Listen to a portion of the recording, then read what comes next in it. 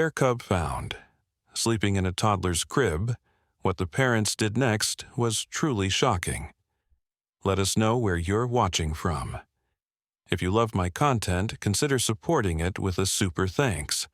Also, don't forget to like and subscribe. It'll help us to remain in touch with amazing people like you. The morning sunlight filtered through the pine trees surrounding the Marshall family's cabin, casting dappled shadows across the wooden porch. Isla Marshall stirred in her bed, her eyes fluttering open to the gentle sounds of birds chirping outside her window. The cabin had been their weekend retreat for years, but 6 months ago, she and her husband Noah had decided to make it their permanent home after the birth of their daughter, Emma. Hila stretched her arms above her head, savoring the peaceful quiet of early morning. Noah was still asleep beside her, his chest rising and falling with deep, even breaths. She slipped out of bed, careful not to wake him. The wooden floor was cool beneath her bare feet as she padded across the room. "Time to check on my little angel," she whispered to herself, a smile playing on her lips.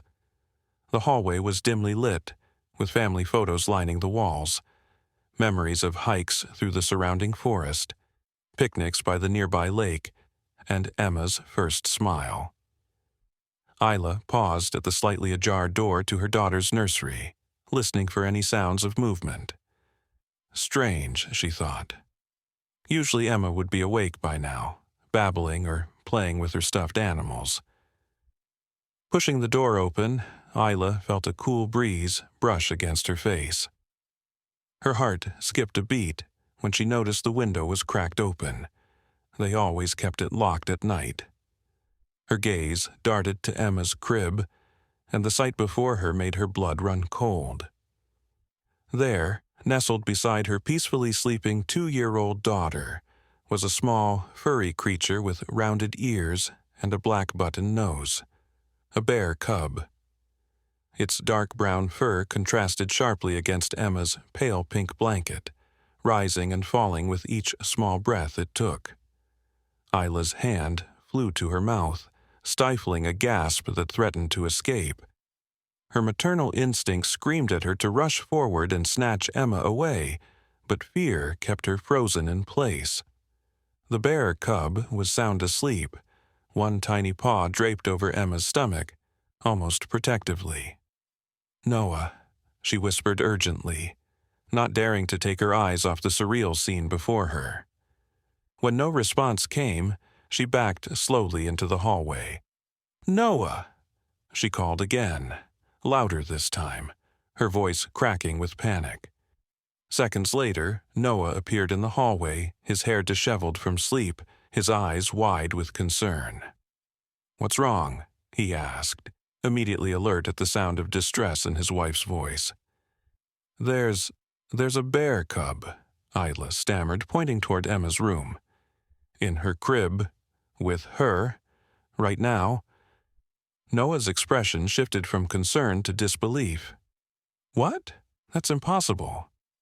"See for yourself," Isla whispered, her hand trembling as she gripped his arm. Together, they crept back to the doorway of Emma's nursery. Noah's sharp intake of breath confirmed that Isla wasn't hallucinating. The bear cub was real, and it was sleeping peacefully next to their daughter. "How did it get in?" Noah whispered, his eyes scanning the room until they landed on the partially open window. "The window," Isla replied, her voice barely audible. "But Noah, where's the mother bear? If she's looking for her cub..." The thought hung heavy in the air between them. A mother bear searching for her cub could be incredibly dangerous, especially if she thought humans had taken her baby. As if sensing their presence, Emma stirred in her crib. Her eyes opened slowly, and instead of screaming or crying at the sight of her unusual bedmate, she smiled. Her small hand reached out to touch the cub's fur, and to Isla and Noah's astonishment, the cub responded with a gentle nuzzle against Emma's cheek. "Bear," Emma said simply, her voice filled with delight as she patted the cub's head. "Nice bear." The cub yawned, revealing tiny white teeth, but showed no signs of aggression.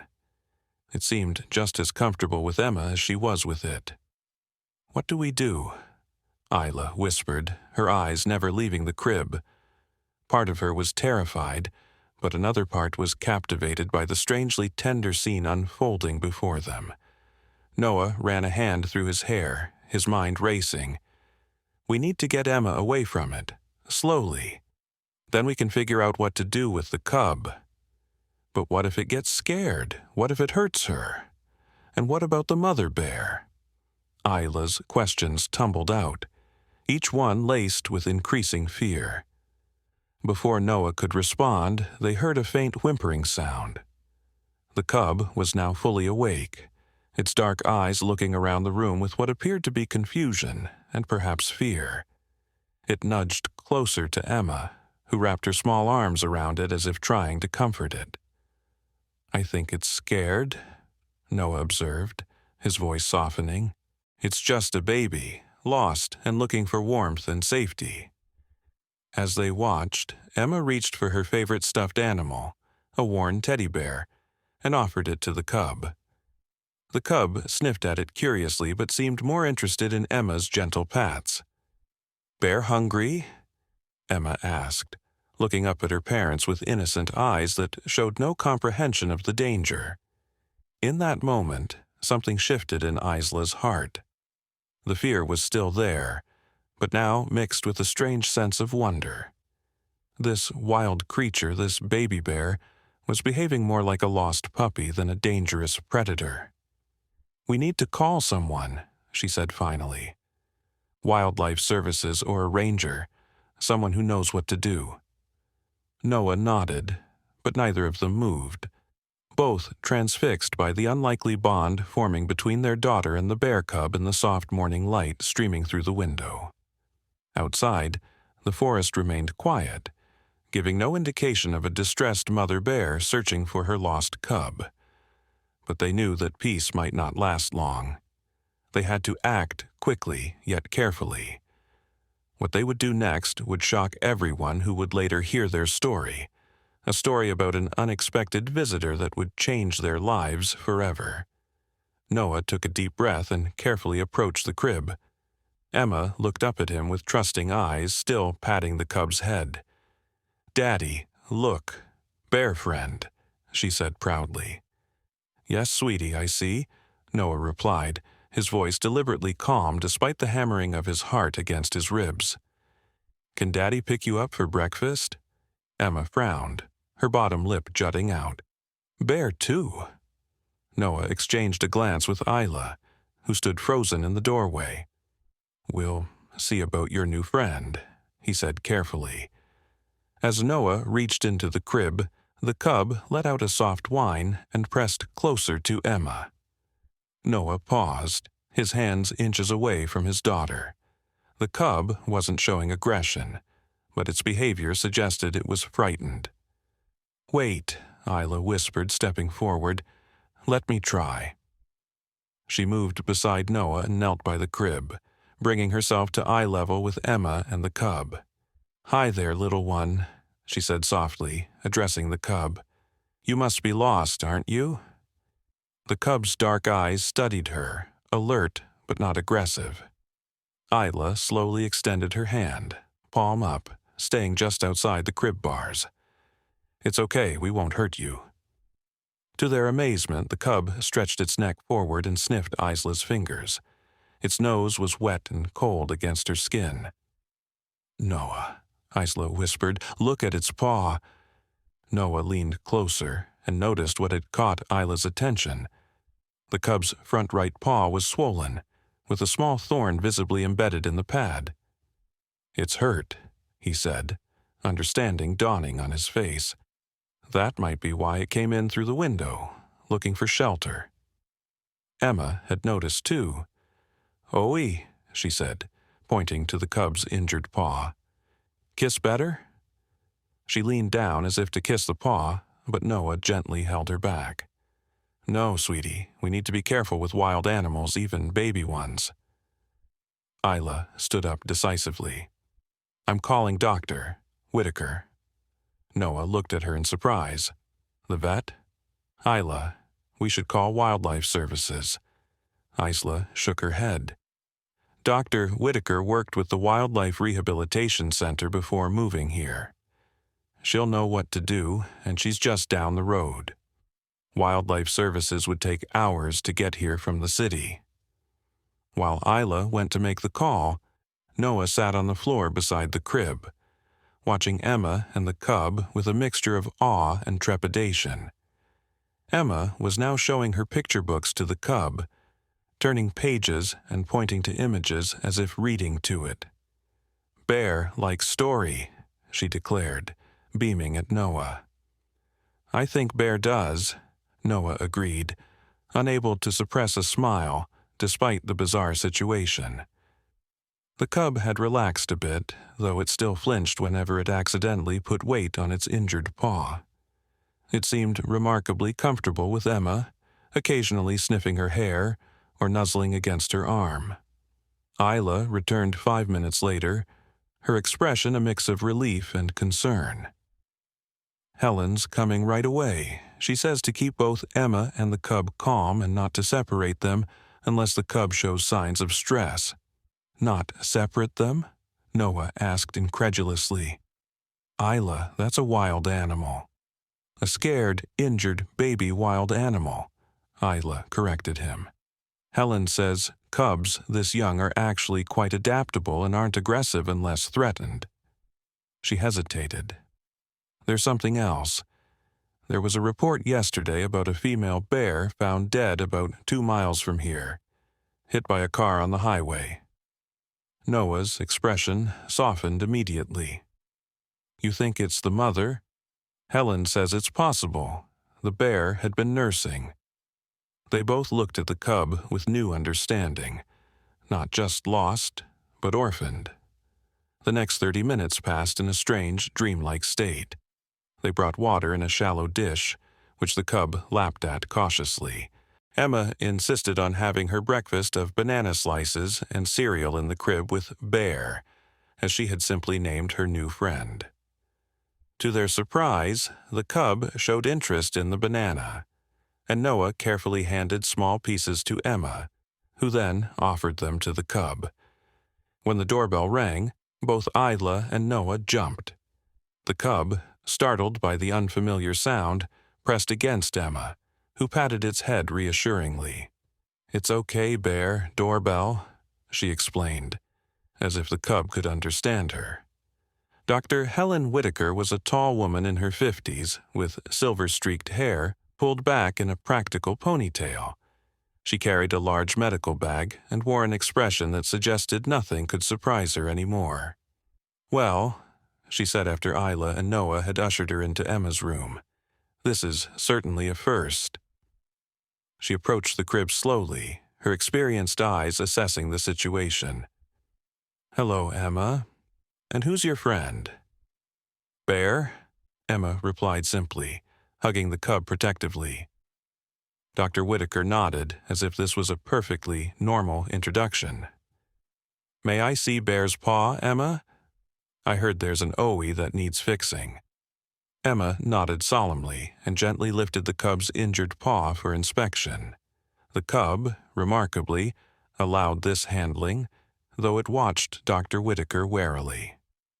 "Good girl," Dr. Whitaker praised, then looked up at Isla and Noah. Both of them, actually. This level of trust is extraordinary. She set her bag down and opened it, revealing medical supplies. "I'm going to need to remove that thorn and clean the wound.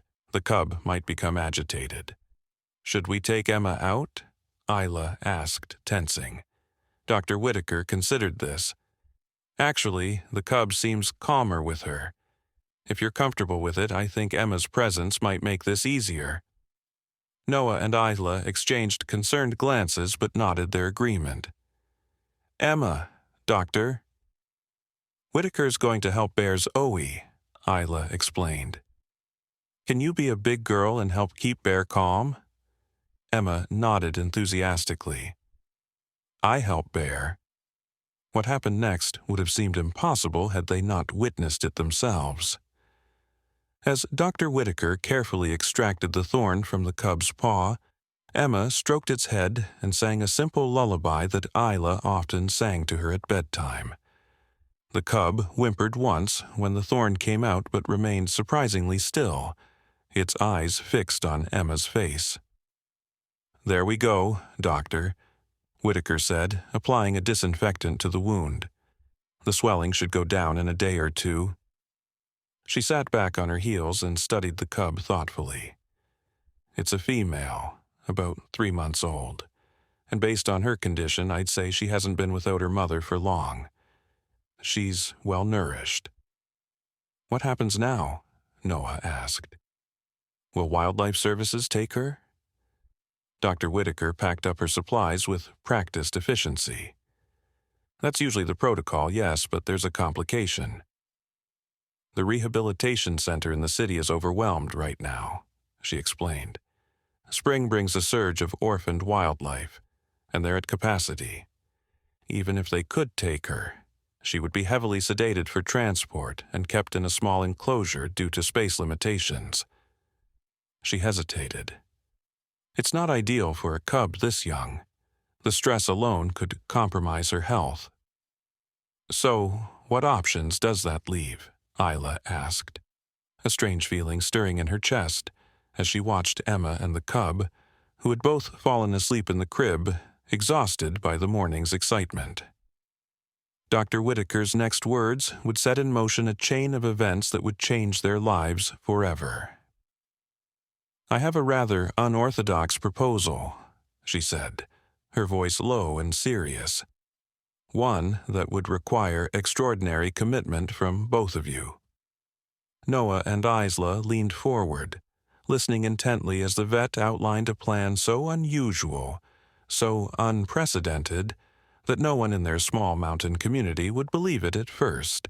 A plan that would soon make headlines across the country and spark fierce debates about the boundaries between humans and wildlife.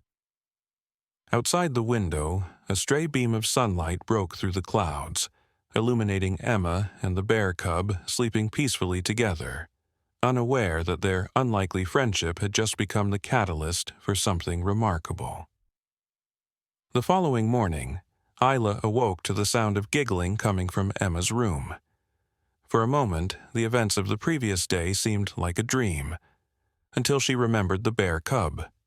She bolted upright, startling Noah awake beside her. "What's wrong?" he mumbled, rubbing his eyes. "Emma," Isla said, already getting out of bed. "She's with the cub." They had set up a makeshift enclosure in the corner of Emma's room the night before, a large dog crate padded with blankets. Dr. Whitaker had helped them settle the cub inside before leaving with promises to return later with supplies and more detailed instructions. Emma had been reluctant to be separated from Bear, but had eventually fallen asleep in her own crib after extracting solemn promises that the cub would still be there in the morning. Now, as Isla and Noah hurried to Emma's room, they were unprepared for the sight that greeted them. The door of the dog crate was open, and Emma sat on the floor with the bear cub, rolling a small ball between them. The cub batted at it with her good paw, sending it back to Emma, who laughed with delight. "Emma Rose Marshall," Noah said, his voice tight with alarm. "How did you get Bear out of her crate?" Emma looked up innocently. Bear sat, door open. She demonstrated with her small fingers how she had apparently figured out the latch mechanism. Isla knelt down slowly, careful not to make any sudden movements. "Emma, sweetheart, Bear needs to stay in her special house. Remember what Dr. Whitaker said?" But as she reached to pick up Emma, Isla paused. The cub wasn't showing any signs of aggression. In fact, she seemed completely at ease, rolling onto her back as Emma gently rubbed her belly. "This is—" Noah struggled for words. "Unprecedented." A knock at the front door interrupted the surreal domestic scene. Dr. Whitaker had returned as promised, this time accompanied by a man Isla and Noah didn't recognize. "This is Dr. Marcus Chen," Helen introduced after they had ushered their visitors inside. "He's a wildlife behaviorist from the university. I thought his expertise might be valuable given the unusual circumstances." Dr. Chen was a slender man with thoughtful eyes behind wire-rimmed glasses. He nodded politely. "Dr. Whitaker has briefed me on the situation. I must say I'm intrigued." When they entered Emma's room, Dr. Chen stopped short, his professional composure momentarily slipping.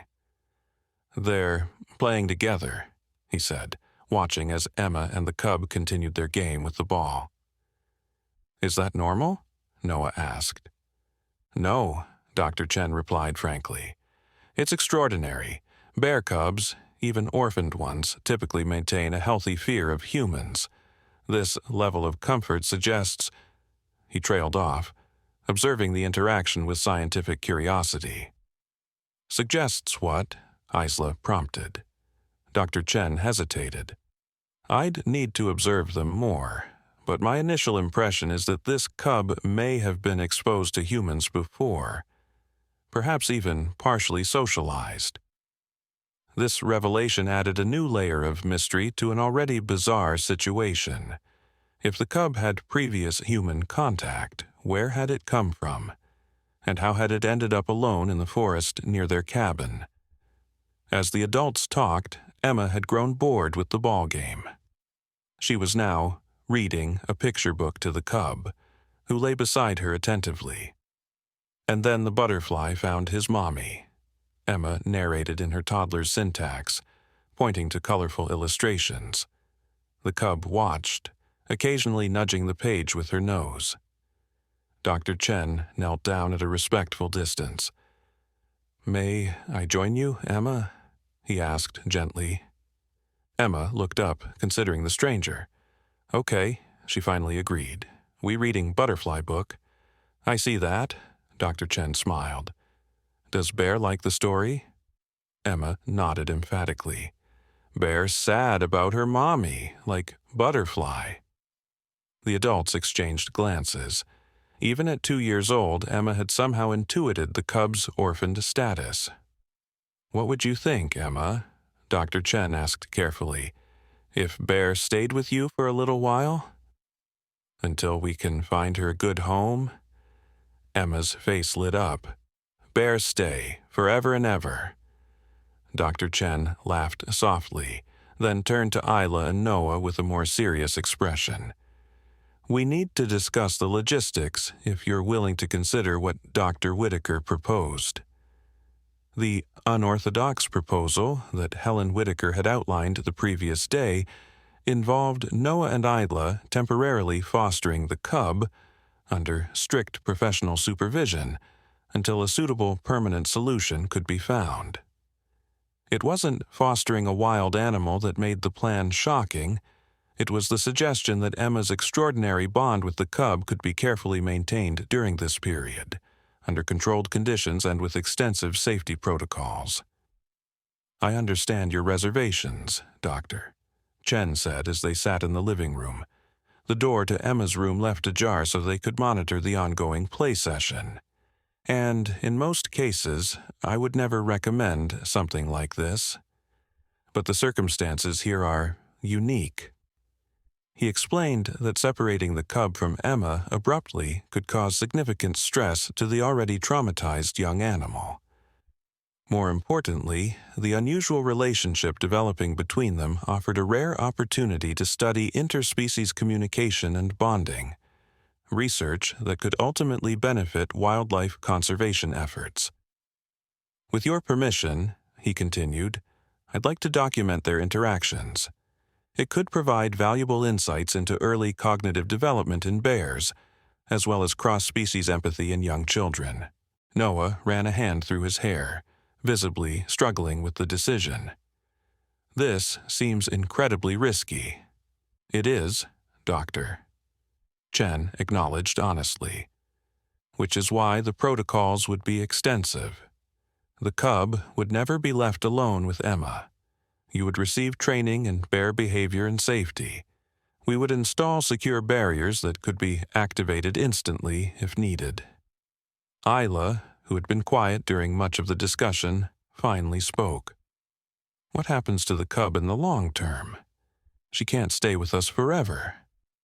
Dr. Whitaker nodded. The goal would be to eventually transition her to a sanctuary where she could live as naturally as possible. This temporary arrangement would give us time to find the right place and prepare her for that transition. As they debated the merits and risks of this unprecedented plan, a shout from Emma's room sent them all rushing back. "Bear, catch!" Emma was giggling as the cub stood on her hind legs, reaching for a stuffed toy that Emma held just out of reach. It was a playful game, but the sight of the cub standing, revealing just how large she already was compared to Emma, made Noah and Isla freeze. Dr. Chen watched with professional interest. Her injured paw is already bearing weight. That's a good sign. The cub dropped back to all fours and made a soft huffing sound that almost resembled a laugh. Emma responded by making the same noise back, which seemed to delight the cub, who repeated it. "They're communicating," Isla whispered, amazed. Dr. Chen nodded. Children and young animals often find ways to connect that transcend conventional language. It's fascinating to observe. Later that evening, after Emma had fallen asleep in her crib and the cub was securely back in her enclosure, Isla and Noah sat at their kitchen table, faced with the most unusual decision of their lives. "Are we really considering this?" Noah asked, his voice low. "Keeping a bear cub in our house?" Isla looked down at the detailed documents Dr. Chen and Dr. Whitaker had left. Protocols, safety measures, legal considerations. It was overwhelming. "It would only be temporary," she reminded him, "and they'd be here to help every step of the way." Noah sighed. "It's just so unbelievable. A month ago, our biggest concern was whether Emma was ready to transition from a crib to a toddler bed." Isla reached across the table and took his hand. "I know it sounds crazy, but you've seen them together. There's something special happening there." They were interrupted by a sudden crack of thunder that shook the windows. Within moments, they heard Emma crying, startled awake by the storm. As they hurried to her room, they were met with an unexpected sight. The cub was whimpering too, pressing against the bars of her enclosure, clearly distressed by the thunder. Emma had climbed out of her crib, something she'd never done before, and was trying to reach the cub's enclosure. "Bear's scared," she explained tearfully when she saw her parents. "Need hug." Isla and Noah exchanged a look that contained an entire conversation. Then, moving carefully, Noah lifted Emma while Isla opened the enclosure just enough to stroke the cub's head soothingly. "It's okay," Isla murmured to both distressed little ones. "Just thunder. You're safe." As the storm raged outside, the marshals formed a small circle of comfort in the dimly lit room, Noah holding Emma, who reached out to touch the cub, while Isla gently reassured the frightened animal. It was in this moment, this tableau of unexpected tenderness between species, that their decision was made. Their lives were about to change in ways they could never have imagined. The story of Emma and her bear cub would soon spread beyond their small mountain community, bringing both wonder and controversy to their doorstep. But for now, in the quiet bubble of that storm-swept night, all that mattered was soothing two young creatures who had found comfort in each other's presence. Outside, the wind howled through the pine trees, bending them like dancers in the darkness. But inside the cabin, a new kind of family was taking shape, one that would challenge everything they thought they knew about the boundaries between humans and wildlife. The next morning arrived with the fresh, clean scent that follows a heavy rain. Isla stood at the kitchen window, coffee mug in hand, watching droplets of water sparkle on the pine needles as the rising sun touched them. The events of the previous day and night still seemed dreamlike, but the reality of their decision was beginning to sink in. They had agreed to Dr. Whitaker and Dr. Chen's proposal. For the next few weeks at least, they would be fostering a bear cub, under strict supervision and with extensive safety protocols. The researchers would return later that day to begin setting up the necessary equipment and training them on proper procedures. "You're up early," Noah said, coming into the kitchen and wrapping his arms around her from behind. Isla leaned back against him. "Couldn't sleep. Kept thinking about what we've gotten ourselves into." "Having second thoughts?" Noah asked, his chin resting on her shoulder. Isla shook her head slowly. "No, actually, it's strange, but after seeing them together during the storm, it feels right somehow." She turned in his arms to face him. "Am I crazy?" Noah smiled, the corners of his eyes crinkling.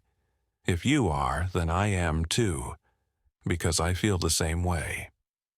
A soft thump from Emma's room caught their attention. They found their daughter already awake, sitting on the floor beside the cub's enclosure, pushing small pieces of her breakfast banana through the bars. The cub was accepting them gently, licking Emma's fingers in the process. "Good morning, nature girl," Noah said, kneeling down beside Emma. "I see you're sharing your breakfast." Emma nodded seriously. "Bear hungry." "Her name can't just be Bear, you know," Isla said, joining them. "She needs a proper name, like you have Emma." Emma considered this important matter, her small brow furrowed in concentration. "Rosie," she finally declared. "Like my middle name." "Rosie," Noah repeated, watching as the cub responded to Emma's voice. "I think it suits her." By mid-morning, Dr. Whitaker and Dr. Chen had returned, this time with a truck full of equipment. What followed was a flurry of activity as they transformed the marshal's cabin to accommodate their unusual new resident.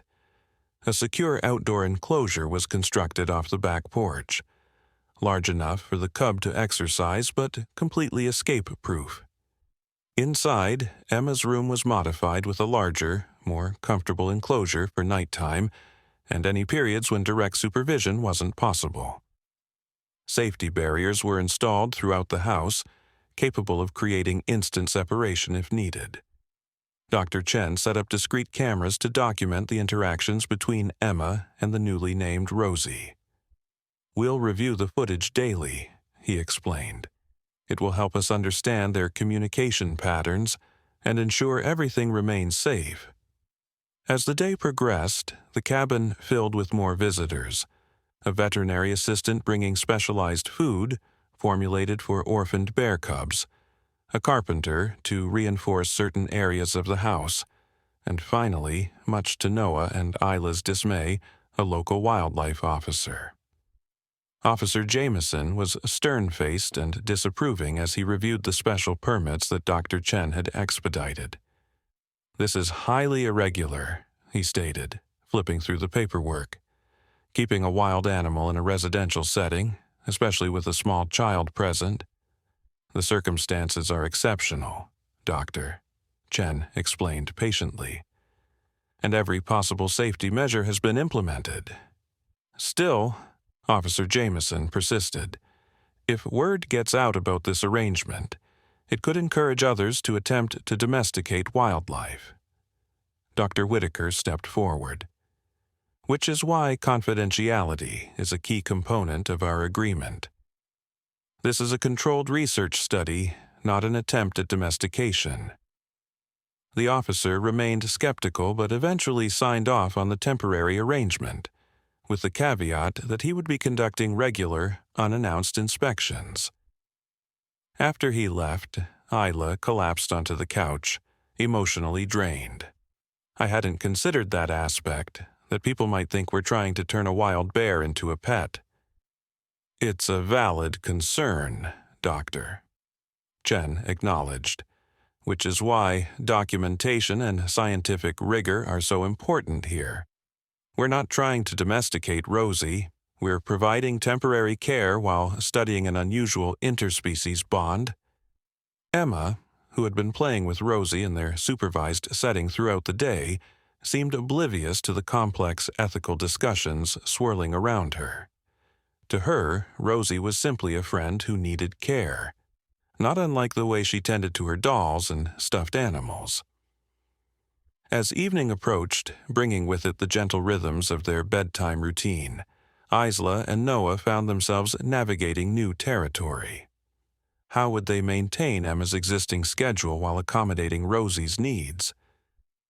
The answer came naturally, as Emma insisted that Rosie be included in her bedtime story.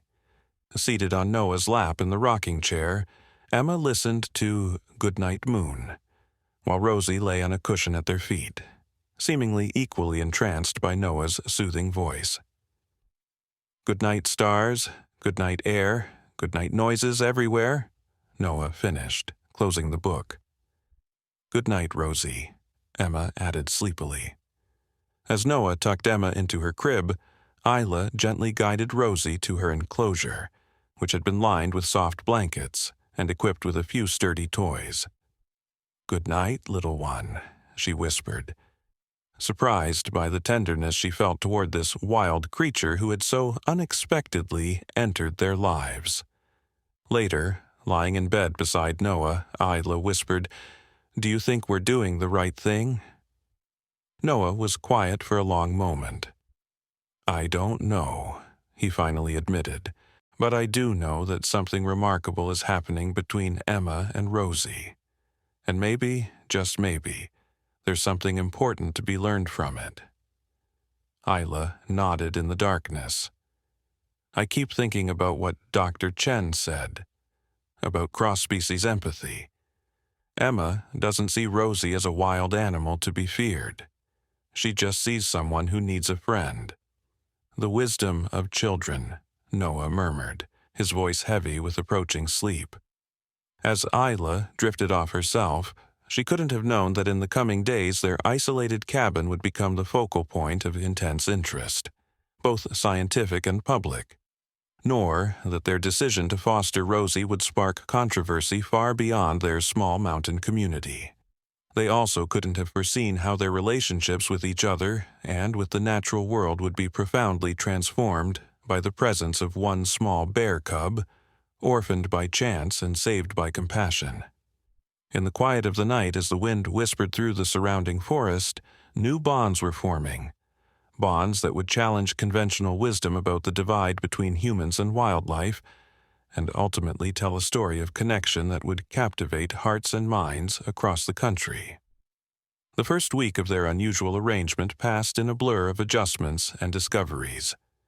Dr. Chen visited daily, meticulously documenting the interactions between Emma and Rosie.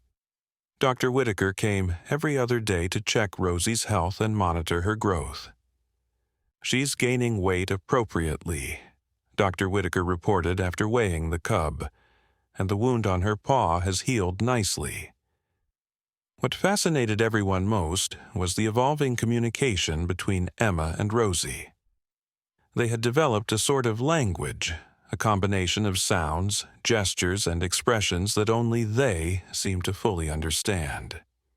"Emma puffed cheeks, Rosie puffed cheeks," Noah explained to Dr. Chen one afternoon, as they watched the two playing on the living room rug.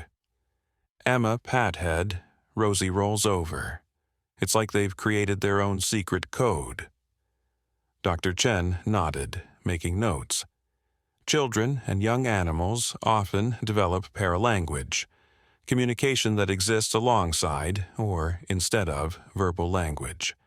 The remarkable thing here is how reciprocal it is. Isla, who had been initially the more hesitant of the parents, found herself increasingly drawn into the wonder of the situation. She began keeping her own journal, recording observations that the scientific data might miss. The way Emma's face lit up when Rosie successfully mimicked a new sound, or how the cub seemed to hover protectively near Emma when unfamiliar visitors arrived. The promised confidentiality proved short-lived, however. Despite their best efforts to maintain privacy, rumors began spreading through their small mountain community. It started with the carpenter who had helped modify their home, then extended to the delivery person who wondered why they suddenly needed such large quantities of specialized food. By the end of the second week, a local newspaper reporter was calling persistently, asking for confirmation of the story about the little girl and her bear cub. "We should have anticipated this," Noah said, deleting yet another voicemail message from the reporter. People talk. Dr. Chen seemed more resigned than surprised. It was always a possibility. Perhaps it's better to control the narrative than have speculation run wild. This led to a carefully orchestrated interview with strict limitations. The reporter, Shannon Davies from the Mountain Valley Gazette, was allowed to observe Emma and Rosie for 30 minutes, with Dr. Chen present to explain the scientific nature of the arrangement and emphasize the safety protocols in place. The article that followed was thoughtful and measured, but it caught the attention of larger news outlets. By the end of the third week, the Marshall family's phone was ringing constantly, and unfamiliar cars occasionally drove slowly past their cabin, hoping for a glimpse of the unusual pair. "This is getting out of hand," Isla worried, pulling the curtains closed as another car crawled by.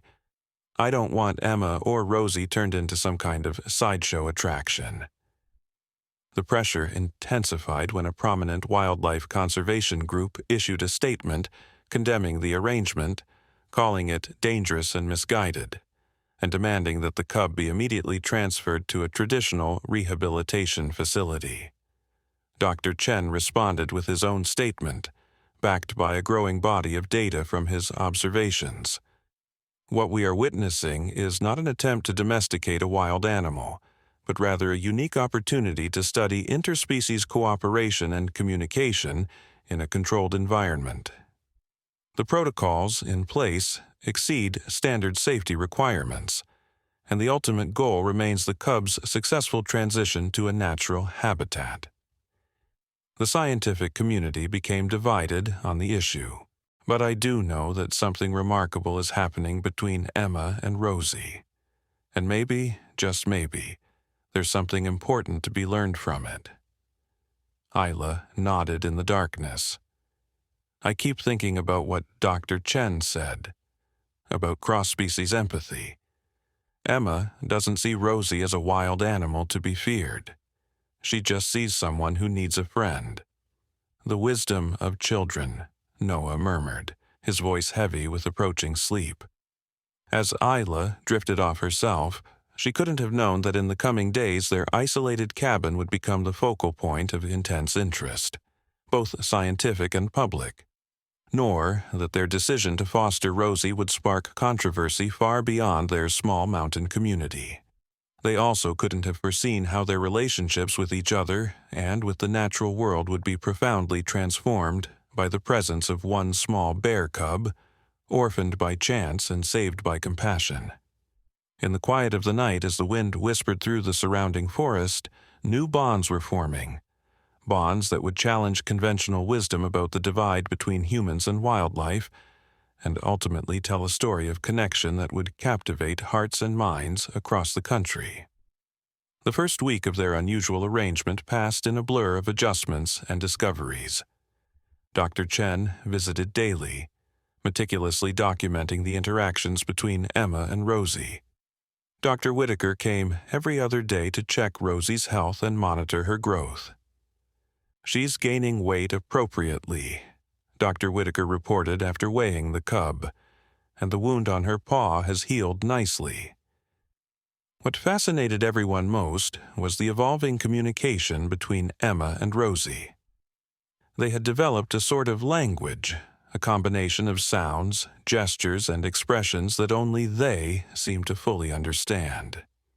"Emma puffed cheeks, Rosie puffed cheeks," Noah explained to Dr. Chen one afternoon, as they watched the two playing on the living room rug. Emma pat head, Rosie rolls over. It's like they've created their own secret code. Dr. Chen nodded, making notes. Children and young animals often develop paralanguage, communication that exists alongside, or instead of, verbal language. The remarkable thing here is how reciprocal it is. Isla, who had been initially the more hesitant of the parents, found herself increasingly drawn into the wonder of the situation. She began keeping her own journal, recording observations that the scientific data might miss.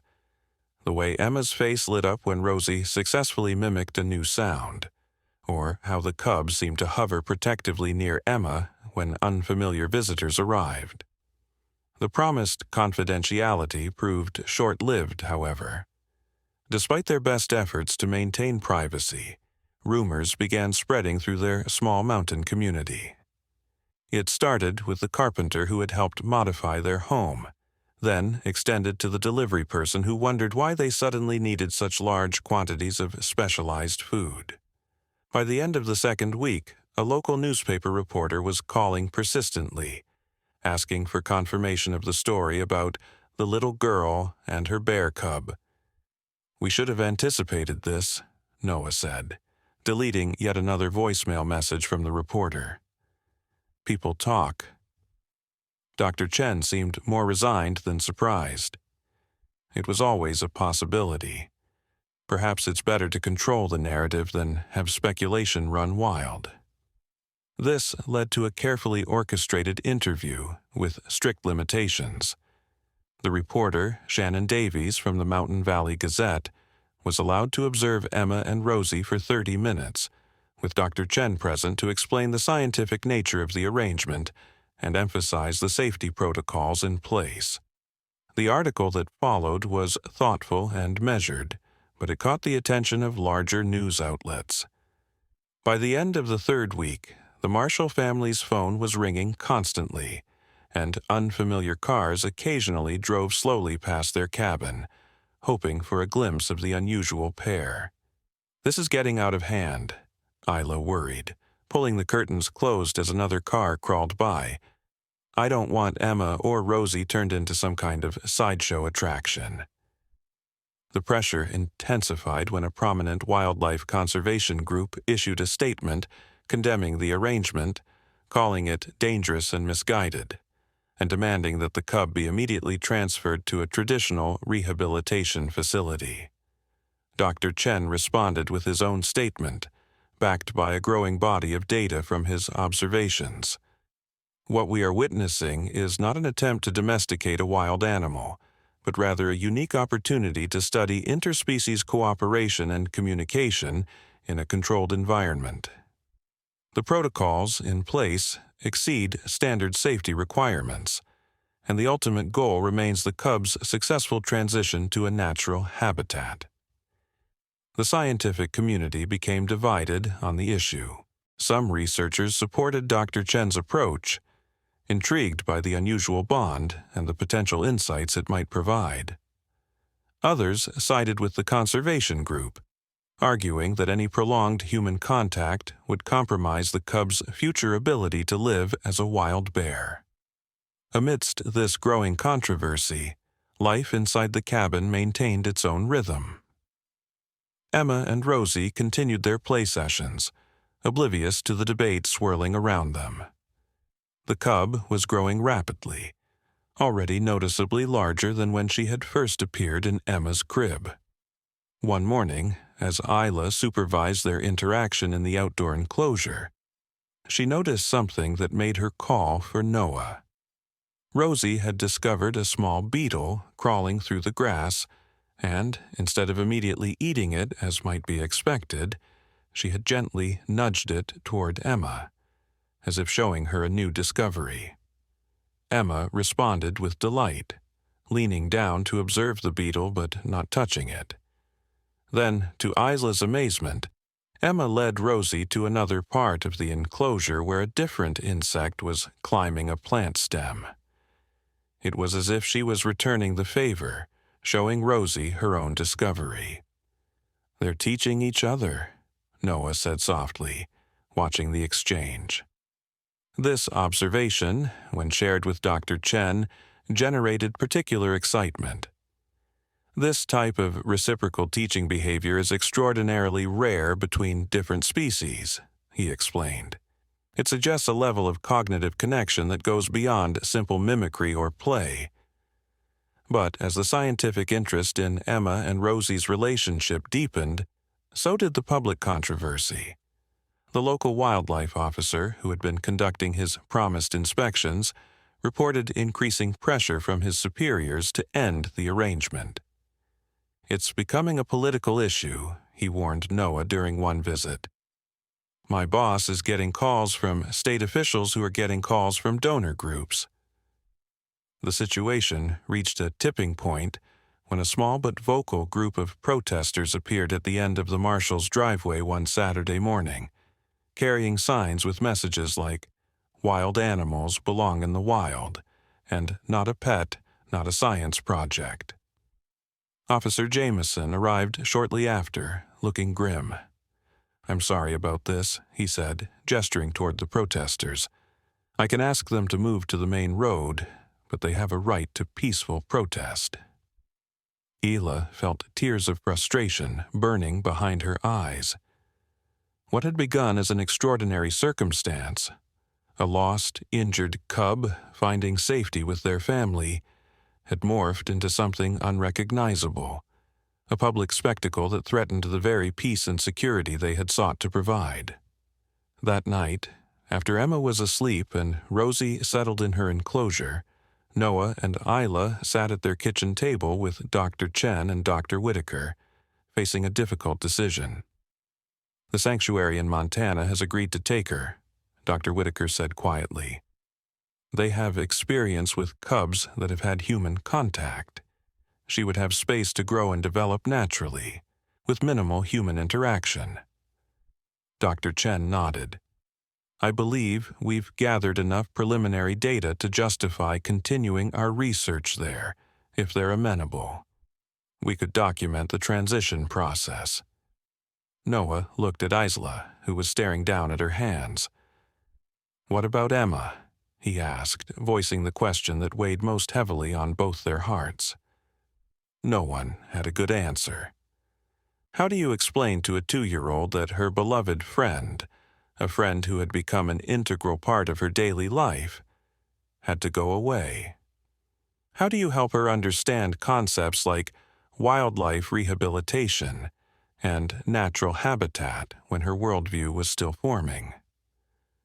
As they debated different approaches, a crash of thunder rattled the windows, eerily reminiscent of the night they had made their original decision to foster Rosie.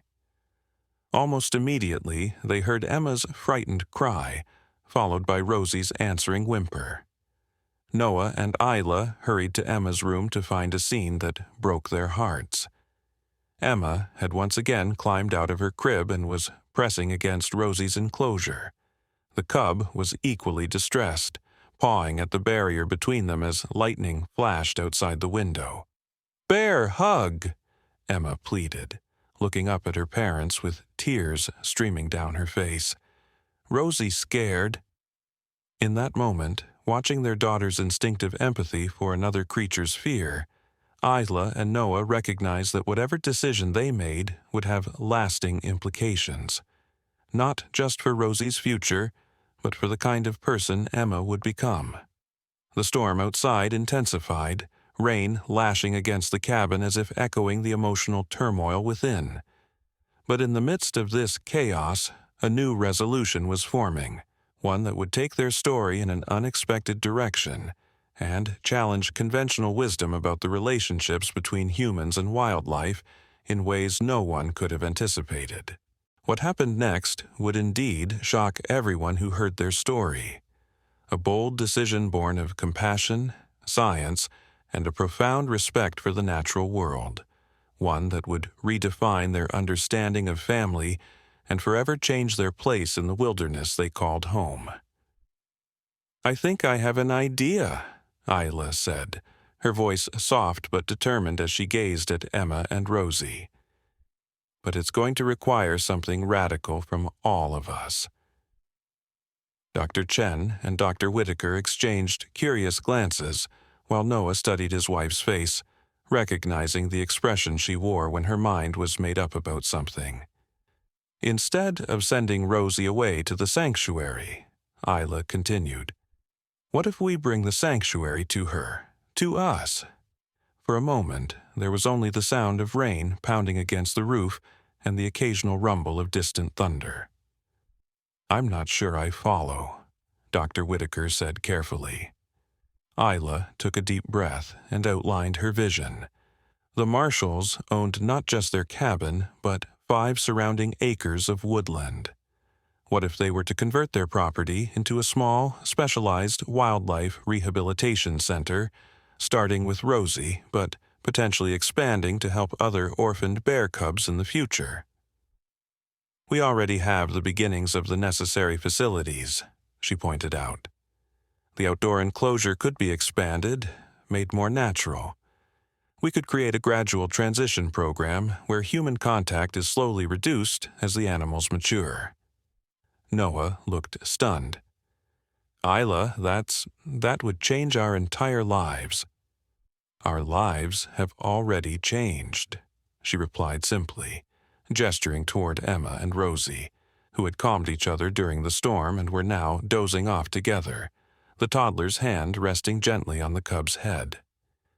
Dr. Chen was already deep in thought, his scientific mind racing with possibilities. It's unprecedented, but not entirely implausible. There are successful examples of in situ rehabilitation, programs where animals are prepared for wild release in or near their natural habitat. But the expertise required, the permits, the funding. Dr. Whitaker began, though Isla could see a spark of interest in her eyes. "I've been researching wildlife rehabilitation since Rosie arrived," Isla admitted.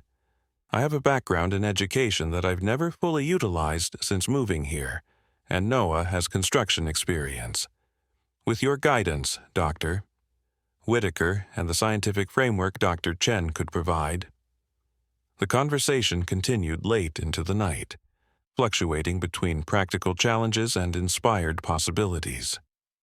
By morning, what had begun as a desperate solution to an immediate problem had evolved into something more visionary: the Marshall Wildlife Bridge, a rehabilitation center designed specifically for orphaned bear cubs, with a research component focused on interspecies empathy and communication.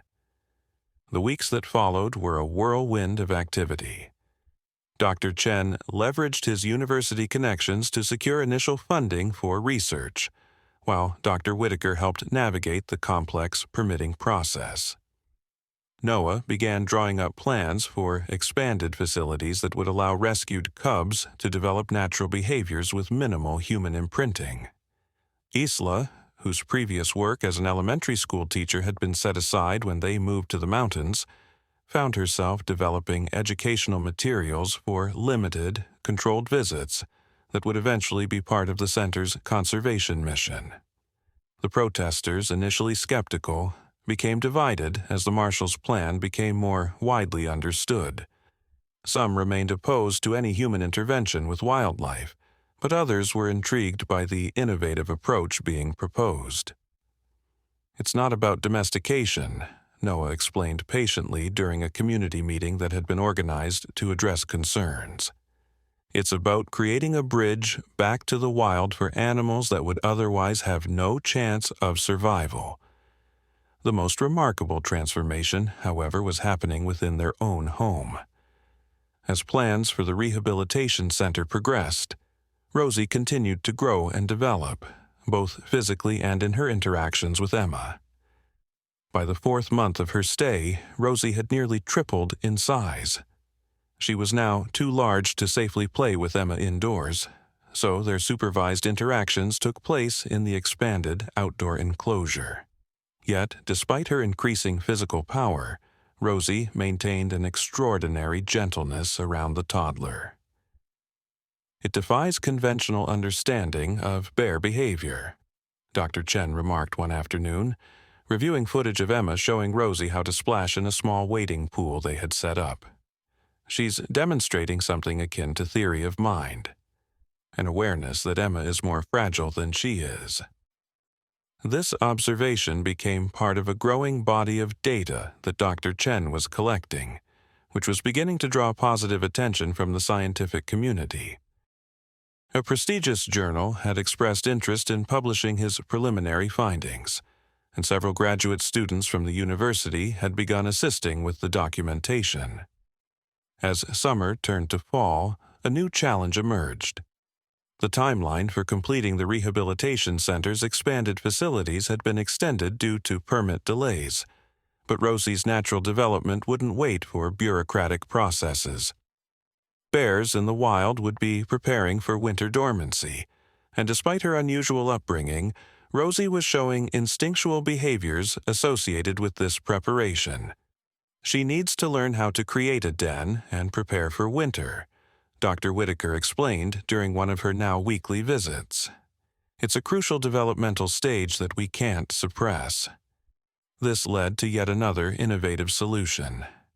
Under Dr. Whitaker's guidance, they sectioned off a portion of the property where Rosie could begin practicing natural denning behaviors with minimal human interference, but continued monitoring.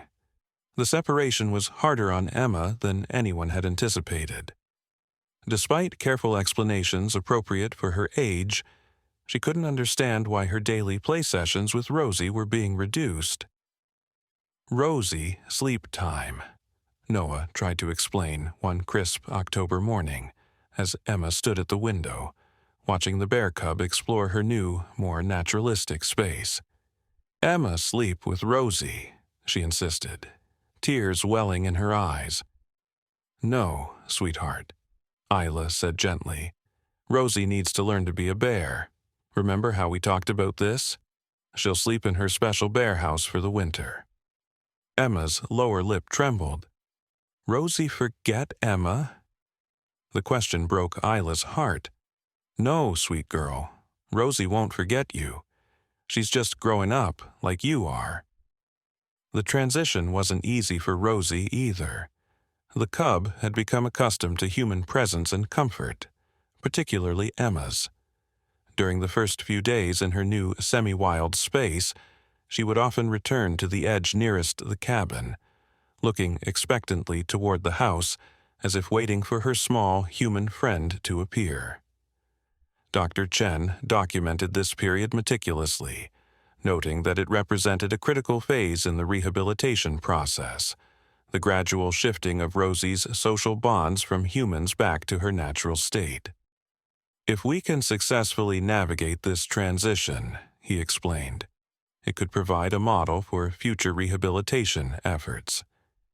The approach of winter brought new activity to the developing center. 2 additional structures were completed: a medical examination area where Dr. Whitaker could treat future rescue cases, and a small educational building where limited, controlled observations could eventually take place. Interest in the project had spread beyond their local community. A documentary filmmaker had approached them about chronicling the first year of the center's development, and a children's book author had requested permission to create a story inspired by Emma and Rosie's unusual friendship. Through it all, the Marshalls worked to maintain as normal a life as possible for Emma, whose vocabulary was expanding rapidly. Rosie hibernating, she would inform visitors seriously. She sleep all winter and grow big and strong. The first snow came in late November, blanketing the woods in pristine white. Through the monitoring cameras, they watched as Rosie, now looking much more like a proper bear cub than the small, vulnerable creature that had appeared in Emma's crib, completed her winter den, a shallow cave reinforced with branches and lined with leaves and grass she had gathered herself. This is a very good sign, Dr. Whitaker said, reviewing the footage. She's demonstrating appropriate natural behaviors despite her unusual early experiences.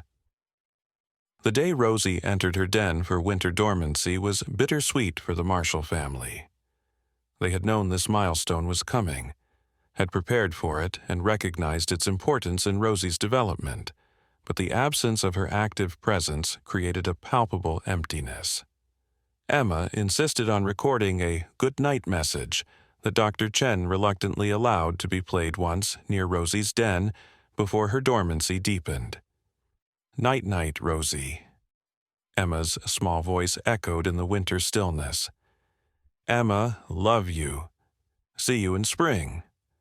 Whether it was coincidence or recognition, the monitoring cameras captured Rosie lifting her head briefly at the sound of Emma's voice before settling deeper into her den. Winter brought its own rhythm to the Marshall household. The rehabilitation center construction continued as weather permitted, and Isla devoted herself to developing educational materials and protocols for the limited public engagement they planned to allow once the center was fully operational. Noah, whose construction business had been largely set aside during the intensive development phase, found himself becoming increasingly invested in the center's mission. He began studying wildlife management and taking online courses in rehabilitation techniques, determined to be more than just the builder of the physical structures. Emma, now approaching her 3rd birthday, maintained her connection to Rosie through ritualistic check-ins, where she would stand at the edge of the natural enclosure, sometimes leaving small presents, pine cones or interesting rocks, that Isla would later remove to maintain the proper wild environment. "Remember, Emma," Noah would remind her, "we're helping Rosie learn to be a wild bear. That means we watch and learn, but we don't interfere too much." Emma seemed to grasp this concept with surprising maturity for her age, Rosie growing up. She would say solemnly, "Emma, too." The winter passed slowly, marked by holiday celebrations, occasional visits from Dr. Chen and Dr. Whitaker, and ongoing work on the center.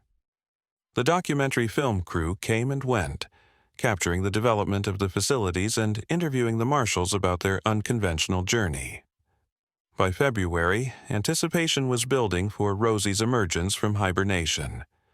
The monitoring cameras showed occasional movement within the den, suggesting that her dormancy was not as deep as it would be for an adult bear, normal for a cub her age. Bears her age in the wild would still be with their mothers, Dr. Whitaker explained. The mother would be encouraging movement and even some feeding during warmer winter days. "We'll need to monitor her carefully during this transition period." The first truly warm day came in early March, one of those fall spring days that breaks through the winter chill with unexpected warmth. The thermal cameras showed Rosie becoming more active, and by mid-morning she had ventured to the entrance of her den, blinking in the bright sunlight. Emma, who had been watching the live feed with nearly obsessive attention for weeks, squealed with delight. "Rosie, wake up! Rosie, wake up!" The bear that emerged from the den was significantly larger than the one that had entered it months before. Even with minimal feeding during dormancy, Rosie had continued to grow, her frame filling out in preparation for her next developmental stage. She moved with a cautious curiosity, exploring her enclosure as if seeing it for the first time. When she approached the edge nearest the cabin, Emma could no longer contain her excitement. "Can I see her? Please, please," she begged, tugging at Isla's hand. After consulting with Dr. Chen, who was already on his way to observe this critical transition, they agreed to a brief, controlled visit. They would remain at a safe distance, allowing Rosie to choose whether to approach or not. Bundled in her winter coat, Emma stood between her parents at the observation area they had constructed, a small platform at the edge of the enclosure that allowed visibility while maintaining appropriate separation.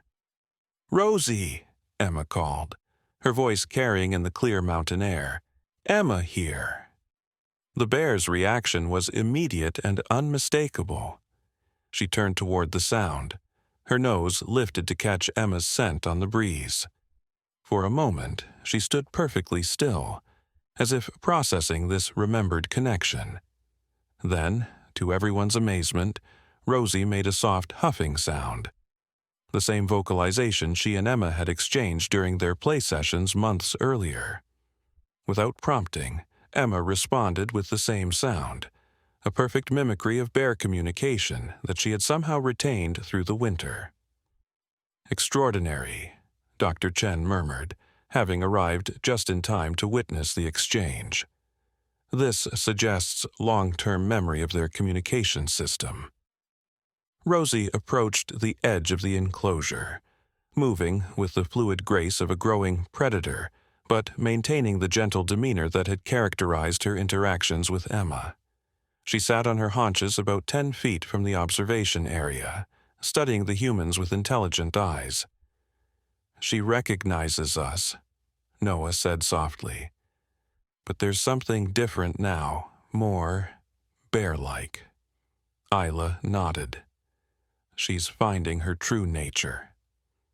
This delicate balance, Rosie's emerging wild identity alongside her established human connections, would become the defining characteristic of the Marshall Wildlife Bridges approach.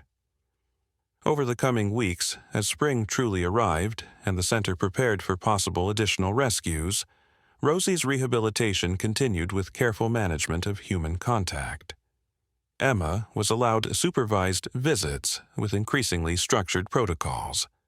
These sessions were now framed as research rather than play, with Emma learning to observe and document Rosie's behaviors in her own simple way, drawing pictures of what Rosie ate and how she moved, creating a child's version of scientific field notes. "She's going to be a wildlife biologist," Noah joked, as Emma solemnly recorded in her crayon notebook that Rosie liked berries best. The official opening of the Marshall Wildlife Bridge Rehabilitation Center occurred in late April, marked by a small ceremony attended by local officials, the university research team that had now formally partnered with them, and a select group of wildlife conservation representatives. What began as an extraordinary circumstance, an orphaned cub seeking shelter and finding unexpected connection, has evolved into something with far-reaching implications, Dr. Chen said in his remarks. "This center represents a new paradigm in wildlife rehabilitation, one that acknowledges the complexity of human-animal relationships while respecting the ultimate goal of successful return to the wild." As if on cue, Rosie appeared at the edge of her now expansive natural enclosure, sitting calmly as she observed the gathering from a distance. She was now the size of a yearling bear, her baby features giving way to the more defined characteristics of adolescence. "By next spring, she'll be ready for the final phase of rehabilitation," Dr. Whitaker explained to the assembled guests. "We'll transition her to the larger wilderness enclosure being constructed on the adjacent state forest land, where she'll have minimal human contact for several months before full release." The thought of Rosie's eventual complete return to the wild created complicated emotions for the Marshall family. They had always known this was the goal, had designed the entire program around this outcome, but the reality of it was still difficult to contemplate. That evening, after the guests had departed and the center was quiet once more, the family sat on their porch, watching as the sunset painted the mountains in shades of gold and purple. Emma had fallen asleep in Isla's lap, exhausted from the excitement of the day. "Do you ever wonder what would have happened if she hadn't climbed through Emma's window that night?" Noah asked, his voice soft in the gathering twilight. Isla stroked their daughter's hair thoughtfully. "She probably wouldn't have survived, and we would never have discovered all of this." She gestured toward the rehabilitation center buildings, now barely visible in the fading light. "It's strange to think that something so unexpected, so potentially dangerous could lead to something so meaningful," Noah mused. "Life rarely follows the path we expect," Isla replied. "Sometimes the greatest gifts come from the most unlikely places." As darkness settled over the mountain, Rosie could be seen moving through her enclosure, her form a shadowy silhouette against the deeper darkness of the forest. She paused, looking toward the cabin where the family sat, as if sensing their gaze upon her. In that moment, suspended between day and night, between wild and tame, between what was and what would be, a deeper truth revealed itself, that the boundaries we create between species, between nature and humanity, are perhaps more permeable than we imagine. That connection can transcend these artificial divides, creating bridges where walls once stood. The Marshall Wildlife Bridge would go on to rescue and rehabilitate 12 more orphaned bear cubs over the next 2 years, each with their own story, their own journey back to the wild. But none would ever quite match the extraordinary bond that had formed between a toddler and the cub who had climbed through her window on a cold spring night. And Rosie? Her story would continue to unfold in ways that would challenge scientific understanding and touch hearts around the world. But that is a tale for another time. A tale of a bear who carried the memory of human kindness into the wilderness, creating ripples of connection that would extend far beyond the mountains that had witnessed the beginning of this remarkable journey. Summer arrived with an explosion of green life throughout the mountain forest. The Marshall Wildlife Bridge had settled into its operational rhythm, with Dr. Whitaker making weekly visits to oversee the medical aspects of rehabilitation, and Dr. Chen continuing his research with a team that now included 3 graduate students. Rosie was thriving in her expanded enclosure, which had been designed to mimic the natural environment she would eventually inhabit fully. At 15 months old, she was rapidly developing the skills she would need for independent survival. Foraging for berries and plants, fishing in the small stream that had been incorporated into her space, and even practicing limited hunting behaviors with specially designed training mechanisms. The most remarkable aspect of her development, however, remained her retained connection with Emma, now 3 years old, and increasingly verbal about her relationship with my bear friend. Their interactions were now carefully structured as part of Dr. Chen's research protocol, twice weekly observation sessions of limited duration, always with multiple safety measures in place. These sessions had evolved from play to a more naturalistic observation format, with Emma learning to watch and record Rosie's behaviors from a safe distance. "What Rosie doing today?" Noah would ask as Emma diligently drew in her research notebook with colorful crayons. "She fishing," Emma would reply, carefully drawing blue squiggles for water and a brown bear shape with a fish in its mouth. "She very good catcher." These sessions provided valuable data for Dr. Chen's ongoing study of interspecies communication and the retention of learned behaviors in bears. But they also served another purpose, gradually preparing both Emma and Rosie for their inevitable separation when Rosie would be fully released into the wild. The transition needs to be as gentle as possible for both of them, Dr. Chen explained during one of the weekly team meetings. Emma is forming important developmental understandings about relationships and loss, while Rosie is navigating the complex territory between her wild instincts and her learned comfort with human presence. In late June, an unexpected event accelerated this transition process. A severe thunderstorm swept through the mountains, bringing with it lightning that sparked a forest fire several miles from the Marshall property. Though they were not in immediate danger, the smoke and distant glow of flames created a palpable sense of threat. Wildlife in the surrounding forest responded with natural alarm. Birds fell silent. Small mammals retreated to burrows, and the ambient sounds of the woods were replaced by an eerie stillness, broken only by the occasional distant crack of falling timber. Rosie's reaction was immediate and instinctive. She became agitated, pacing her enclosure and vocalizing in ways they hadn't heard before, deep, rumbling sounds that emanated from her chest and carried on the smoke-tinged air. She's demonstrating natural fear responses, Dr. Chen observed as they monitored her behavior from the cabin. This is actually a positive sign from a rehabilitation perspective. She's responding to environmental threats as a wild bear would. Emma, watching Rosie's distress on the monitoring screen, became upset herself. "Rosie, scared," she insisted, pressing her small hands against the screen. "Need to help." Explaining to a 3-year-old that Rosie's fear was natural and even necessary for her development as a wild bear proved challenging. Emma had been raised with the concept of helping those in distress, of offering comfort to friends who were frightened or hurt. The idea that Rosie now needed to learn to manage threat responses independently seemed to contradict these important early lessons in empathy. Sometimes helping means letting someone figure things out on their own, Isla tried to explain, holding Emma on her lap as they watched Rosie finally settle into a sheltered corner of her enclosure.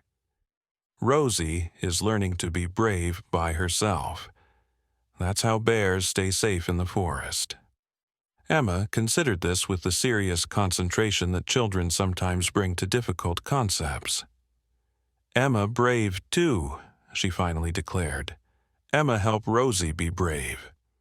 This moment marked a subtle but significant shift in how Emma conceptualized her relationship with Rosie. From playmate to something more complex, a connection that included supporting independence rather than just shared experiences. The forest fire was contained within 3 days, never approaching close enough to require evacuation of the rehabilitation center. But its impact lingered in other ways. Rosie's behavior had noticeably changed, her movements more purposeful, her interaction with humans more limited and cautious. The environmental threat it triggered accelerated wild behavior development, Dr. Chen noted in his research log. She's demonstrating increased territorial awareness and self-preservation instincts. For the marshals, particularly Isla, these changes brought mixed emotions. Pride in Rosie's healthy development toward eventual release was tempered by the undeniable sense of growing distance. The bear they had rescued and nurtured was increasingly becoming a wild animal, as she was always meant to be. "It's what we wanted," Isla confessed to Noah late one night as they sat on their porch, watching the moon rise over the mountains. "It's what we designed this whole program for. So why does it feel like we're losing something precious?" Noah took her hand, understanding without need for further explanation. "Because we are losing something. Not in a bad way, but in the way that all meaningful relationships evolve and change. Emma will grow up and become more independent too. That's the price of loving well. You have to let go." July brought new developments to the Marshall Wildlife Bridge. 2 more orphaned bear cubs were rescued from a site nearly 50 miles away, victims of a mother bear killed by a car on the increasingly busy mountain highways. These cubs, both male and significantly younger than Rosie had been when she arrived, were housed in a separate facility specifically designed for early rehabilitation. "We won't encourage the same type of human bonding that occurred with Rosie," Dr. Whitaker explained as they prepared for the new arrivals. "That was a unique circumstance. These cubs will have more traditional rehabilitation protocols." The arrival of new cubs shifted some of the center's energy and attention, creating a natural opportunity for Rosie's continued transition toward independence. Her enclosure was expanded yet again, now connecting directly to the larger pre-release habitat that had been constructed on the adjacent state forest land.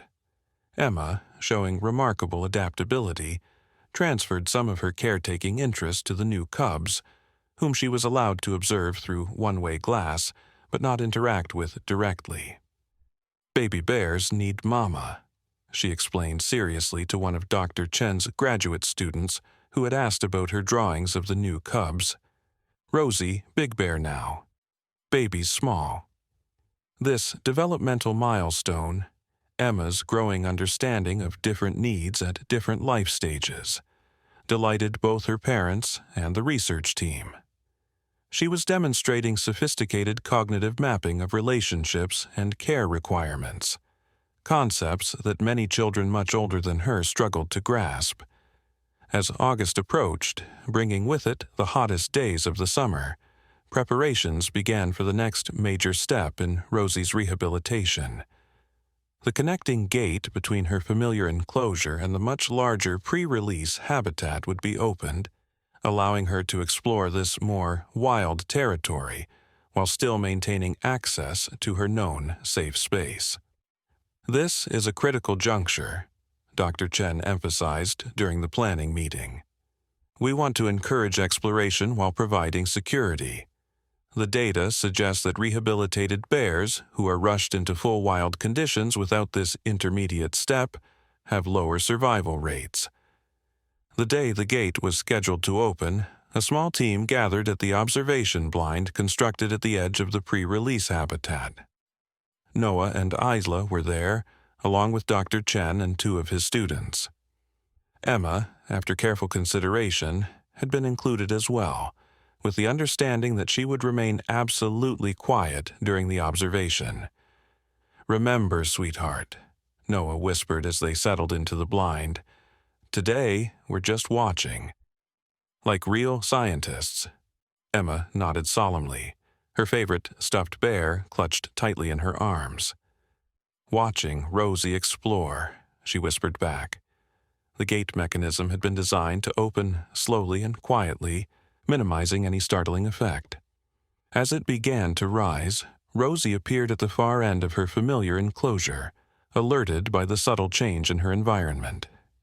She approached cautiously, her powerful nose testing the air currents flowing in from the new space. The pre-release habitat extended nearly 50 acres into the state forest, filled with natural food sources, varied terrain, and the kinds of challenges Rosie would face upon full release. For nearly 20 minutes, she simply investigated the open gateway, occasionally stepping forward before retreating to more familiar ground. The observers remained perfectly still, recording her behavior but not interfering in any way. Then, with a suddenness that caught them all by surprise, Rosie made her decision. She moved through the gateway with purpose, her powerful body carrying her swiftly into the new territory. Within moments, she had disappeared into the underbrush, though they knew she was being tracked by the unobtrusive monitoring device that had been attached to her ear. "She's exploring the stream corridor," Dr. Chen reported softly, looking at the tracking data on his tablet. "Moving steadily but not rushing. This is ideal behavior." Emma watched the screen with wide eyes, seeing the blinking dot that represented Rosie moving through the digital map of the habitat. "Rosie Adventure," she whispered, excitement and a touch of wistfulness in her small voice. The day extended into a long vigil, with team members rotating in and out of the blind to maintain constant observation without overcrowding the small space. Rosie ranged widely through her new territory, investigating water sources, foraging opportunities, and potential denning sites. By late afternoon, the tracking data showed her returning toward the gateway. As dusk approached, she reappeared at the edge of the familiar enclosure looking somehow different, more alert, more present in her body, more bare. "She's coming back to what's known before, fully committing to the new space," Dr. Whitaker observed, having joined them for this final observation of the day. That's typical behavior and suggests a healthy approach to exploration. As darkness fell and the observation team prepared to depart, Rosie made a final move that none of them had anticipated. She approached the outer perimeter of the enclosure, the section nearest to the observation blind, and sat on her haunches looking directly toward them.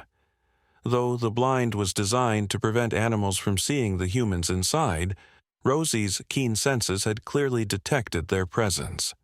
For several long moments she remained motionless, her gaze fixed on their location. Then, as if making a statement or offering a farewell, She rose on her hind legs to her full height, now an impressive sight, before dropping back to all fours and moving definitively through the gateway into the pre-release habitat. "Did you see that?" one of the graduate students whispered excitedly. "It was almost like she was saying goodbye." Dr. Chen made a non-committal sound, ever the cautious scientist, but even he couldn't entirely dismiss the meaningfulness of the moment. As they walked back to the cabin in the gathering darkness, Emma was unusually quiet, processing the day's events in her own way. Finally, as they approached the porch, she looked up at her parents with solemn eyes. "Rosie, going to her house now," she said, "in the forest." "Yes, sweetheart," Isla replied gently. "But she can still come back to her old space if she wants to. She's just growing up." Emma nodded, accepting this explanation with the straightforward understanding that children sometimes bring to complex transitions. "Growing up is adventures," she declared. Noah squeezed her small hand. "Yes, it is. For bears and for little girls." That night, as the Marshall family settled into their bedtime routine, now expanded to include checking the tracking data for their rehabilitating bears, a new chapter in their extraordinary journey was beginning. Rosie was taking her first real steps toward the full wild life she was born for, carrying with her the resilience and trust that had been nurtured during her unusual upbringing. And Emma, too young to fully comprehend the scientific and conservation significance of what her family had created, understood the most important truth of all: that love sometimes means watching someone you care about walk bravely into their own adventure, even when that path leads them away from you. The next morning dawned clear and brilliant, the kind of perfect summer day that seemed to shimmer with possibility. Isla awoke early, drawn to the tracking screen before even making coffee. The blinking dot that represented Rosie showed her deep in the pre-release habitat, having spent her first night away from the familiar enclosure. "She stayed out there all night," she told Noah when he joined her, wiping sleep from his eyes. "No returns to the safe zone at all." Noah studied the screen, noting the pattern of Rosie's movements. "Looks like she found that rock outcropping we thought might make a good resting spot. Smart girl." The day unfolded with a new rhythm. Regular checks of the tracking data interspersed with the ongoing work of the rehabilitation center. The two younger cubs were adjusting well to their environment, showing healthy appetite and appropriate wariness around humans. Emma, who had awakened asking immediately about Rosie's adventure, was absorbed into this daily pattern, given small age-appropriate tasks related to the center's operation that helped her feel connected to the larger mission. "Emma help baby bears," she announced proudly as she carefully sorted clean towels for the medical area under Isla's supervision. By mid-afternoon, the tracking data showed Rosie returning toward the gateway between the habitats. The observation team quickly assembled, eager to document this first return. "This is textbook behavior for the transition phase," Dr. Chen explained as they settled into the blind. "Exploration, followed by return to the familiar for reassurance and rest. Each excursion typically extends farther and lasts longer until the new territory becomes the primary range." They watched as Rosie emerged from the underbrush, moving with the confident grace that had increasingly characterized her development. She paused at the gateway as if considering her options, then moved through into her original enclosure. Her behavior upon return was methodical. She drank from the familiar water source, investigated the feeding stations, though she didn't take the offered food, and performed a thorough inspection of the perimeter, as if reassuring herself that this known territory remained unchanged. "She's mapping both spaces mentally," Dr. Chen noted, building a comprehensive understanding of her expanding territory. What happened next surprised everyone. even the experienced researchers. After completing her inspection, Rosie approached the section of the enclosure nearest the main rehabilitation center buildings. She stood watching the structures for several minutes, her posture alert but relaxed. Then, to their astonishment, she made the distinctive huffing sound that had been part of her communication system with Emma months earlier, a sound they hadn't heard her make since before her winter dormancy. "Is she—" one of the graduate students began, but fell silent as the implication settled over the observation team. Dr. Chen's scientific reserve cracked slightly. "She appears to be attempting communication with her human associates," he acknowledged, his voice carefully neutral, despite the extraordinary nature of this behavior. Noah and Isla exchanged a look loaded with meaning. Without discussion, Noah slipped out of the blind and returned to the cabin, where Emma was having a supervised play session with one of the center's volunteers. When he explained what was happening, Emma's eyes grew wide. "Rosie calling? Emma can answer?" After a hurried consultation via phone with Dr. Whitaker, they agreed to a brief, strictly controlled interaction. Not direct contact, but an opportunity for Emma to respond to Rosie's apparent communication attempt from the safety of the designated observation area. When they returned to the enclosure, Rosie was still present, now lying in the dappled shade of a pine tree near the edge closest to the buildings. She rose immediately when the small group appeared at the observation platform, her attention focused and intent. "Remember, Emma," Noah instructed quietly, "we stay right here. Rosie is a wild bear now, even though she knows us."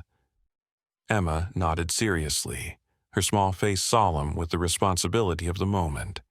Then, with perfect clarity, she made the huffing sound that had once been their shared language.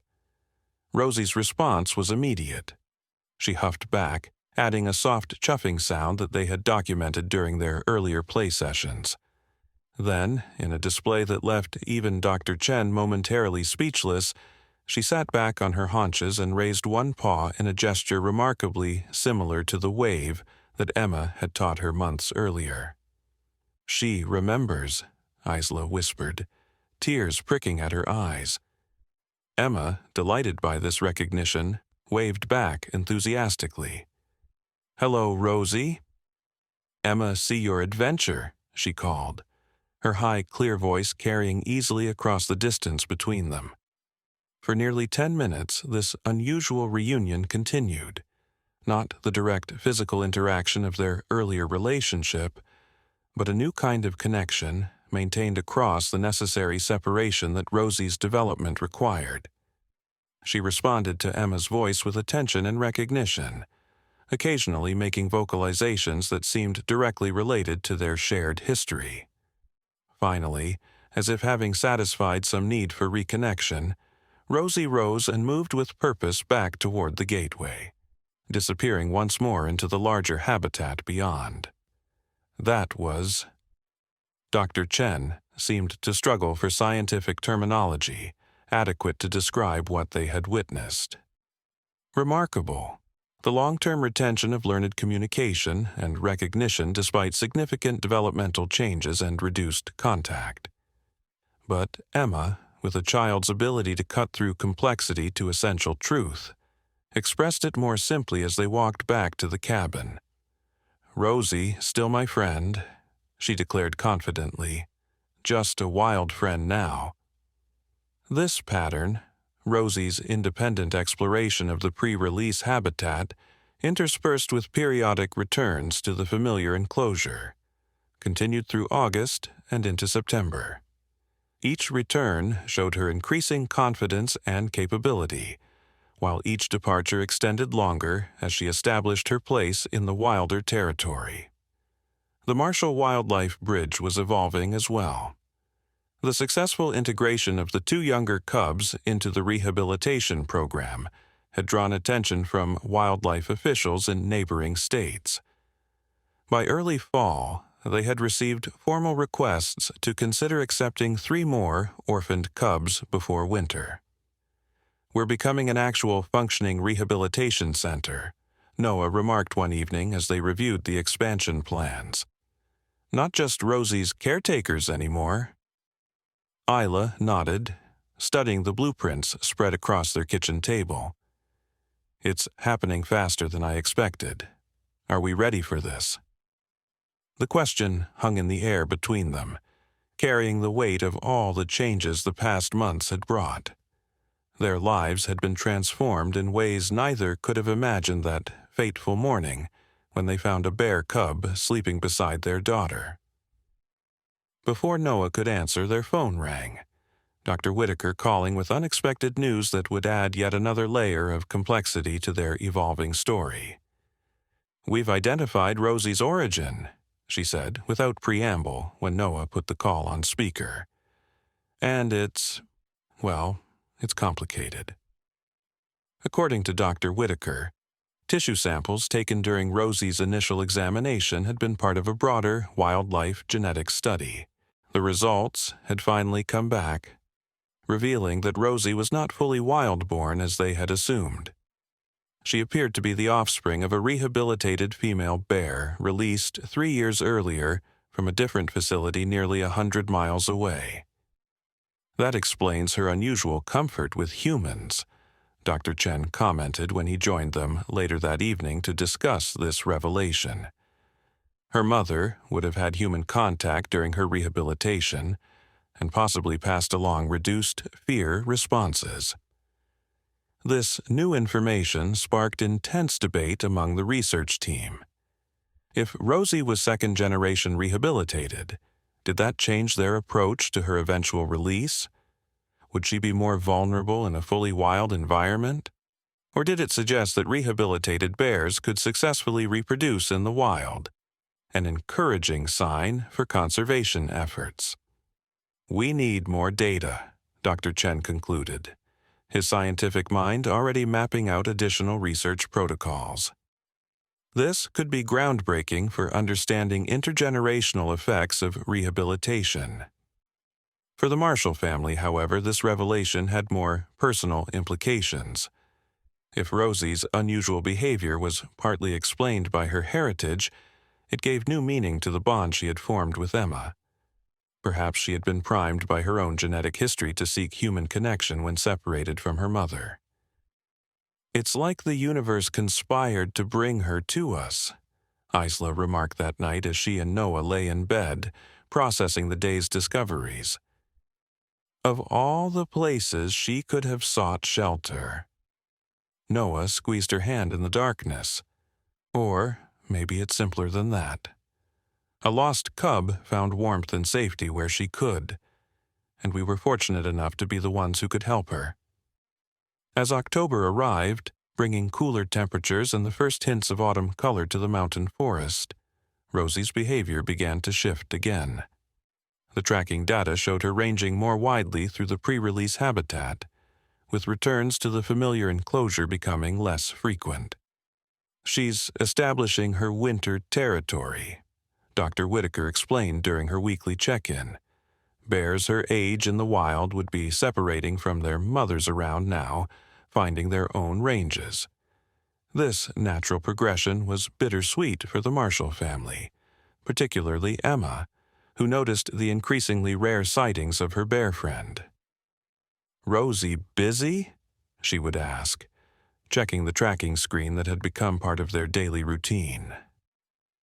"Yes, sweetheart," Isla would answer, pointing to the moving dot that represented Rosie exploring far corners of her expanded territory. "She's getting ready for winter, just like the squirrels we see gathering nuts." One crisp morning in mid-October, as frost glittered on the fallen leaves, the center received unexpected visitors. A black SUV with government plates pulled up to the main building, and 2 officials from the Federal Wildlife Management Agency stepped out, their expressions serious. "We're here to evaluate the Marshall Wildlife Bridge Program," the senior official, a stern-faced woman named Director Patricia Hargrove, announced. "There have been concerns raised about your methods."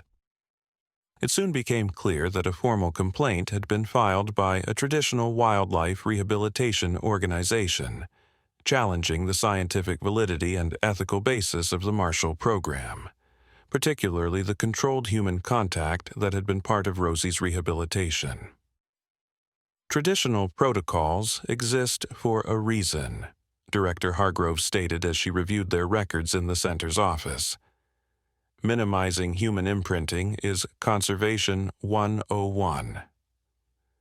Dr. Chen defended their approach with the passion of a scientist whose work was being questioned.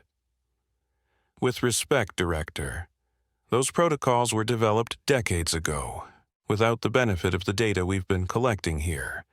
Our preliminary results suggest that controlled, structured human contact during rehabilitation may actually enhance certain survival behaviors, not diminish them. The evaluation team spent 3 days at the center, inspecting facilities, reviewing research protocols, and observing the rehabilitation process for the newer cubs. They paid particular attention to the tracking data for Rosie, questioning her readiness for eventual full release. During their final meeting, Director Hargrove delivered a troubling ultimatum. Your permits for continuing operation will be contingent on implementing standard isolation protocols for all new rescues. And as for the bear, currently in pre-release, Rosie, Noah interrupted, unable to hear her referred to so impersonally. Director Hargrove's expression tightened. As for the bear designated R1, our recommendation is immediate transfer to a secured wilderness release site, at least 200 miles from human habitation. The implications were clear and devastating. Not only would their rehabilitation model be fundamentally altered moving forward, but Rosie would be removed from their care entirely, transported to a distant location and released without the gradual transition they had carefully designed. That would traumatize her, Dr. Whitaker argued. She's adapting well to increasing independence, but a sudden relocation could compromise everything we've accomplished. Your attachment to this animal is precisely the problem, Director Hargrove replied coldly. Rehabilitation isn't about building relationships, it's about restoring natural behaviors for survival in the wild. After the officials departed with promises to return in 2 weeks for their final decision, the Marshall family gathered with Dr. Chen and Dr. Whitaker in a somber emergency meeting.